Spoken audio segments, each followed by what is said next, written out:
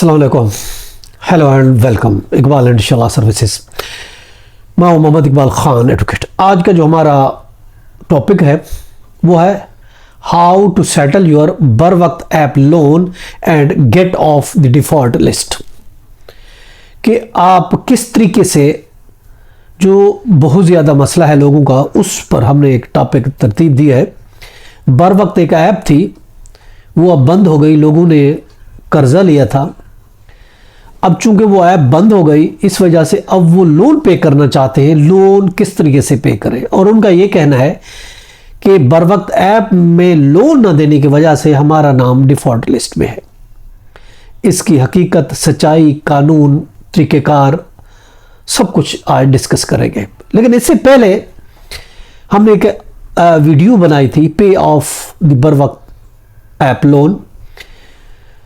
उस हवाले से हमने ये कहा था कि बर वक्त ऐप आपको डिफ़ॉल्ट लिस्ट में नहीं डाल सकती, जिस पर बहुत से कमेंट्स ऐसे भी हैं कि आप ये सही नहीं कह रहे।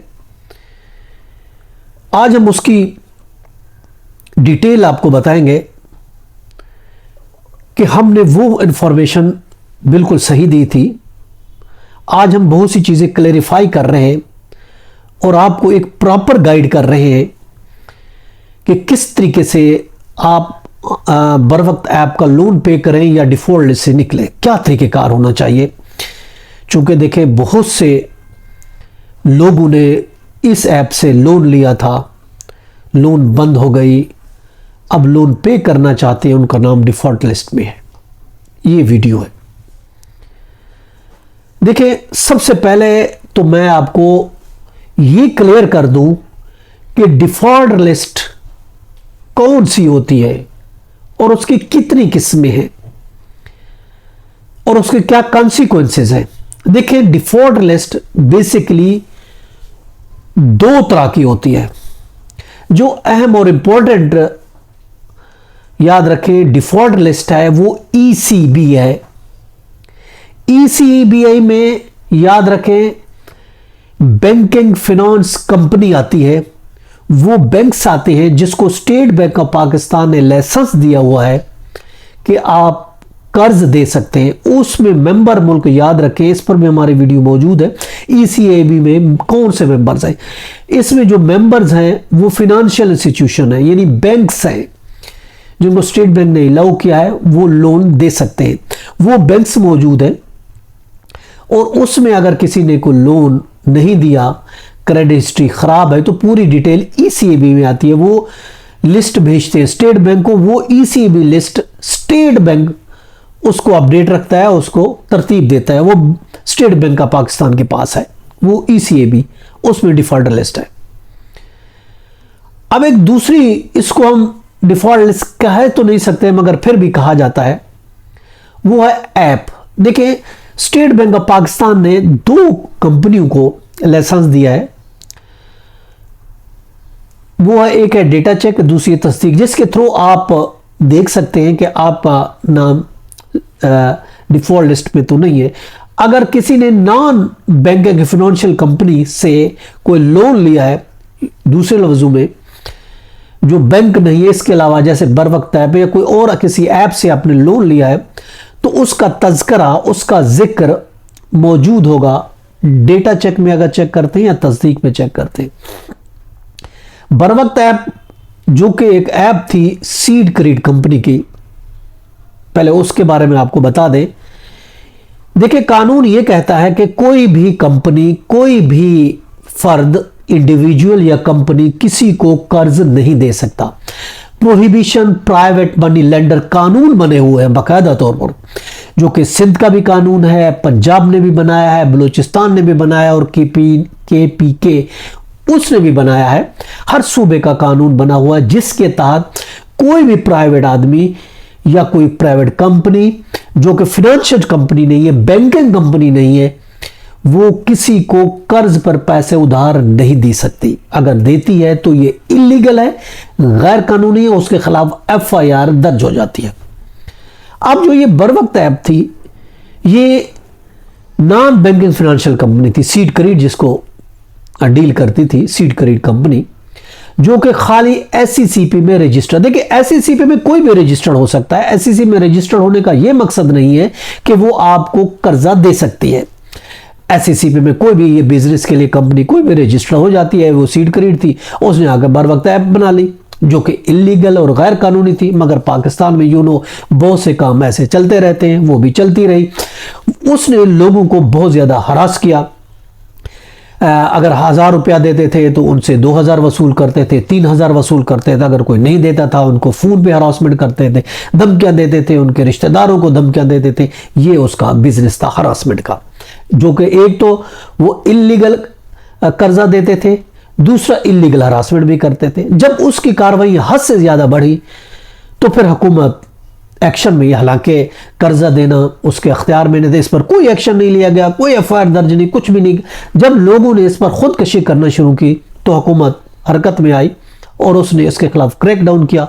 और खासकर पंजाब में, इस्लामाबाद उस साइड पे इसके बहुत ज्यादा दफातर थे, वो सारे सीज हो गए, बंद करा दिए गवर्नमेंट ने और वो भाग गए। अब जब वो भाग गए तो बहुत ज्यादा लोगों ने जो उनसे कर्जा लिया हुआ था वो रह गया, आउटस्टैंडिंग हो गया। अब लोग जब जाते हैं तो उसका नाम जो है वो डेटा चेक में जब चेक करते हैं तो सीड क्रीड का नाम आता है कि आपने कर्जा लिया, तस्दीक में आता है। हालांकि ये भी एक इलीगल चीज है, ना तो डेटा चेक में आना चाहिए उसका नाम, ना तस्दीक में आना चाहिए। ये तो गवर्नमेंट की नाकामी है। और स्टेट ऊपर से इन दो कंपनियों को स्टेट बैंक ने लाइसेंस दिया हुआ कि आप आवाम प्राइवेट आप आए, मगर आपके पास ये डेटा आना चाहिए और आवाम इससे तस्दीक कर सकती है। अब उसके बाद जब गरीब लोगों ने, जिन्होंने तस्दीक से उससे बर वक्त से लोन लिया था या दूसरी ऑनलाइन एप्लीकेशन से लोन लिया था, वो बैंक में जाते हैं लोन लेने के लिए। अब वो न सिर्फ ईसीबी लिस्ट को खोलते हैं, ईसीबी लिस्ट में तो उसका नाम ही नहीं है। मैंने पिछली वीडियो में यही कहा था, बेसिक जो बुनियादी ईसीबी की डिफॉल्टर लिस्ट है वो स्टेट बैंक में होती है। अगर किसी का बर वक्त ऐप का लोन है वो ईसीबी डिफॉल्ट लिस्ट में उसका नाम नहीं होगा, और ऑफ कोर्स वो नहीं होता। अब वो पहले चेक करते हैं कि अगर किसी बैंक से लोन लिया है तो वो ईसीबी डिफॉल्टर लिस्ट है, उसमें उसका नाम नहीं है। अब उसके बाद वो डेटा चेक तस्दीक में जाते हैं तो वह सीड क्रीड का नाम आता है। तो बैंक ये कहता है कि भाई आप तो डिफॉल्टर है, हालांकि डिफॉल्टर की कोई डिफाइन नहीं है, डिफॉल्टर कोई लिस्ट नहीं है, कुछ भी नहीं है। चूंकि डेटा चेक या तस्दीक में नाम आ रहा है तो वो कहते हैं अब का नाम डिफॉल्टर लिस्ट में, हालांकि ऐसा है नहीं। फिर भी वो कहते हैं आपने लोन लिया था, ये जो पे करे तो फिर हम आपको लोन देखें। देखिए पहली बात तो ये स्टेट बैंक ऑफ पाकिस्तान ने किसी भी बैंक को ये नहीं कहा कि अगर कोई डिफॉल्टर है, चाहे उसका ईसीबी लिस्ट में है या किसी लोन ऐप से है, तो आप उसको कर्जा ना दें। हर बैंक की अपनी पॉलिसी है, मगर वो देखते हैं कि ये तो पहले पैसे 2-4 हज़ार 10-50 हज़ार रुपए लेकर कर्ज लोग पैसे नहीं देते थे तो हम अभी भी लोन वापस नहीं करेंगे, इसलिए वो उसको इसके पीछे लगा देते हैं आवाम को कि जाए जी आपका बर वक्त है, आपका अपना लोन पे करके। वो कहाँ जाएंगे? वो फिर रब्ता करते हैं बहुत से लोगों से। बहुत से लोग या तो उसको डिफीट करते हैं, पैसे लेके खा जाते हैं, हम आपका क्लियर करा देते हैं, या फिर वो स्टेट बैंक से रब्ता करते हैं। जब स्टेट बैंक से रब्ता करते हैं, स्टेट बैंक कहता है कि बर वक्त ऐप जो है वो हम उसको डील ही नहीं करते, हम तो ईसीबी को लिस्ट में करते हैं, ईसीबी में आपका नाम नहीं है। हमने डेटा चेक को कहा, तस्दीक को कहा वहां जाएं, या वो कहते हैं आप ईसीबी में जाएं। अब एससीसीपी पे जाए, security exchange commission of Pakistan, जिसके पास सीड क्रीड रजिस्टर्ड है। जब वो एससीसीपी में जाते हैं तो एससीसीपी कहती है कि वो तो सीड क्रीड है, हम इसमें क्या कर सकते हैं, चले आप कंप्लेन कर दें, हम देखेंगे, इसको जो करना होगा आप देखेंगे, कंप्लेन कर दे। कोई एक्शन वो भी नहीं लेते। अब परेशान अवाम फिर रहे हैं, कभी इसके पास, कभी उसके पास, कभी इस एप्लीकेशन में, कभी फलां वकील के पास, कभी स्टेट बैंक के पास कंप्लेन करते हैं, कभी वो एससीसीपी पे जाते हैं, मगर उनका कोई मसला हल नहीं होता। अब वो क्या करें? अब वो लोन लेना चाहते हैं। अब हुकूमत पाकिस्तान इलीगल चीज को प्रमोट तो करती है मगर उसको बंद नहीं करती। उन्होंने प्रमोट तो किया, हालांकि ये शुरू ही में आनी ही नहीं चाहिए थी। जब एक कानून मौजूद है कि कोई प्राइवेट लेंडर किसी को कर्ज नहीं दे सकता तो ये कैसे कर्ज देने लगे? पहली बात तो ये है। हुकूमत उसी टाइम इसके खिलाफ क्रैकडाउन करके वो पैसे रिकवर कराती, अगर नहीं किए वो तो भाग गए। अब फिर डेटा चेक में आ गया नाम, तस्दीक में, अरे भाई डेटा चेक या तस्दीक कौन ऑन कर रहा है? किसने लाइसेंस दिया है? स्टेट बैंक ने दिया है। तो स्टेट बैंक क्यों उसको वो कर रहा है? स्टेट बैंक को चाहिए, ऑर्डर देना चाहिए डेटा चेक तस्दीक को कि ये इनका नाम निकाल दें, कि बर वक्त है वो दूसरी ऑनलाइन एप्लीकेशन वो इलीगल थी। जब इलीगल थी तो उसका नाम क्यों नहीं निकाला जाता? ना state bank of Pakistan action लेता है और वो जाते हैं एससीपी कहते हैं हम तो सीड क्रेडिट को वो दिया था, लाइसेंस दिया था, वो तो बिजनेस के लिए दिया था, हम तो कुछ नहीं कर सकते, चले कंप्लेन करें हम देखेंगे। तो ना तो एससीपी एक्शन ले रही है, ना स्टेट बैंक ले रहा है, ना गवर्नमेंट दे रही है, रोल अवाम रही है। अब क्या करें? अब देखें, सीधी सी बात है उन तमाम लोगों के लिए जो कर्ज ले चुके हैं, अगर कोई आपको मिस गाइड करेगा, अगर इसके अलावा इन हकायक के अलावा अगर कोई और आपको कोई एडवाइस देता है तो वो आपको मिसलीड करेगा, आपको मिस गाइड करेगा, आपको गलत इंफॉर्मेशन देगा। हो सकता है आपसे फीस भी ले लेते हैं कि हम आपका काम करा देते हैं, ऐसा कोई नहीं करा सकता। अब उसका सिर्फ और सिर्फ अगर कोई एक्शन ले सकती है तो गवर्नमेंट एक्शन ले सकती है। गवर्नमेंट उस एप्लीकेशन से डेटा चेक या तस्दीक से आपका नाम निकलवा सकती है। बाकी ईसीएबी में तो आपका नाम ही नहीं है क्योंकि आपने किसी बैंक से कर्जा नहीं लिया।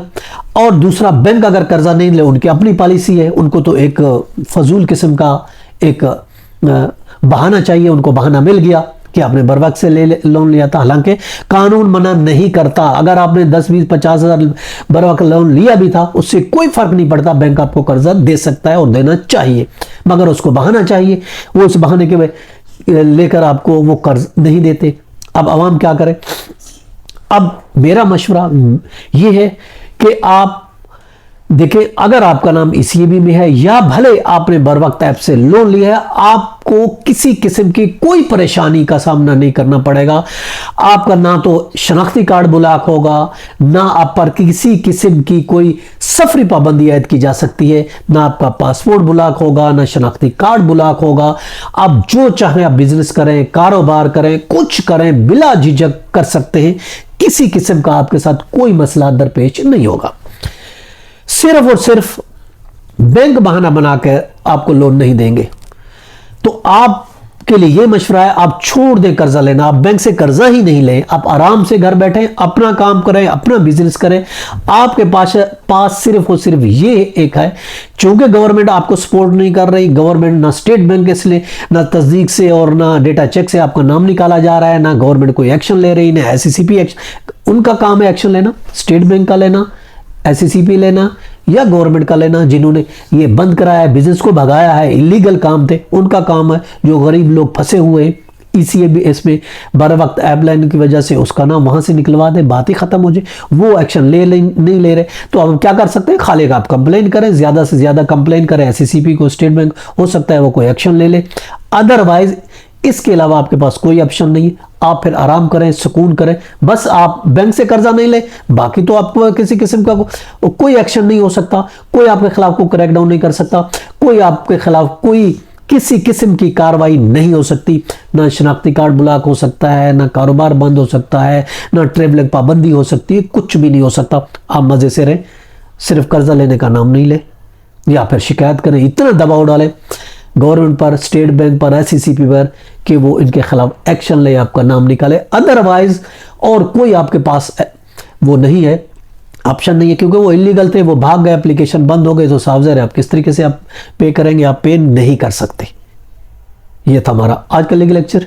इसके साथ इजाजत कर फिर मिलते हैं। Have a nice day. Allah हाफिज़।